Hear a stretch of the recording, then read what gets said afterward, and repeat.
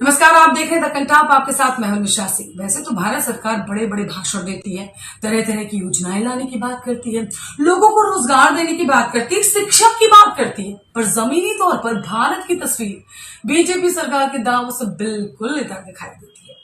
TV channel पर जब BJP के प्रवक्ता बैठते हैं तो क्या छाती ठोक कर बैठते हैं कि भाई हमने ये कर दिया, हमने वो कर दिया, हम ये कर देंगे और हम वो कर देंगे। कहते हैं मोदी सरकार के आने के बाद विदेशों में भारत का डंका बज रहा है। लोग मोदी मोदी के नारे लगा रहे हैं।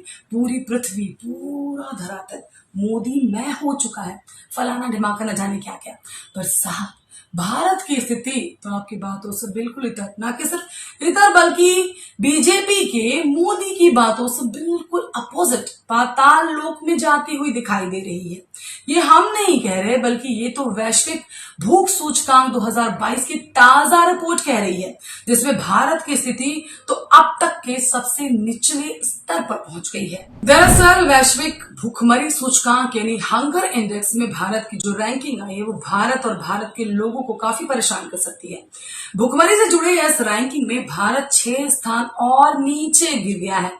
भारत की स्थिति युद्धग्रस्त देश अफगानिस्तान के पास पहुंच गई, जहां भारत की जो रैंकिंग है वो 107वें स्थान पर है, तो वहीं युद्ध झेल रहा अफगानिस्तान 108वें स्थान पर है।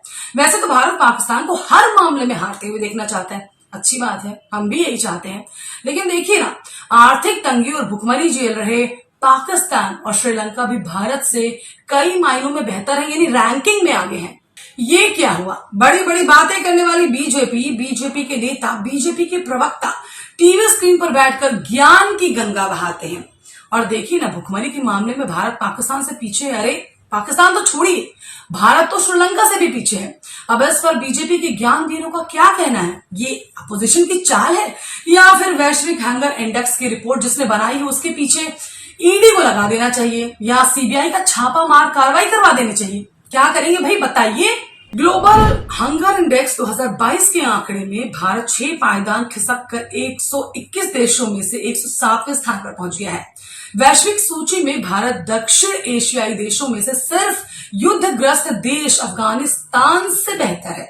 29.1 स्कोर के साथ ग्लोबल हंगर इंडेक्स में प्रकाशकों ने जो है भारत में भूख की स्थिति को गंभीर बताया है।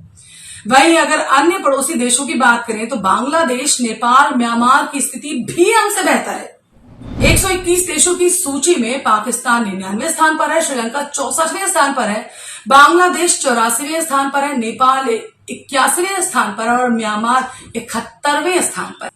वैश्विक भूख सूचकांक के आंकड़े सामने आने के बाद विपक्ष सरकार पर हावी हो गया है। कांग्रेस के नेता पी चिदंबरम ने कहा है कि मोदी सरकार के 8 साल में 2014 के बाद से यानी भारत का स्कोर काफी खराब हुआ है। चिदंबरम ने एक ट्वीट में कहा, हिंदुत्व, हिंदी थोपना और नफरत फैलाना भूख की दवा नहीं है। वहीं कीर्ति चिदंबरम ने भी ट्वीट किया और कहा कि भाजपा सरकार इन आंकड़ों को भी खारिज कर देगी और स्टडी करने वाले संगठन पर छापा मारेगी।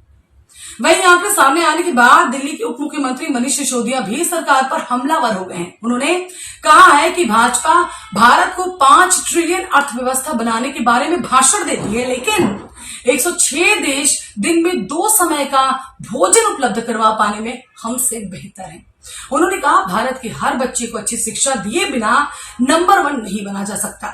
ये वाकई शर्मनाक स्थिति है भारत के लिए, भारत सरकार के लिए। बड़ी बड़ी बातें करने की बजाय भारत सरकार को सोचना चाहिए कि भारत को इस स्थिति से आखिरकार उबारा कैसे जाए और कैसे गरीब को 2 वक्त का खाना दिया जा सके। आप इस खबर को लेकर क्या सोचते हैं? कमेंट बॉक्स में जरूर बताएं।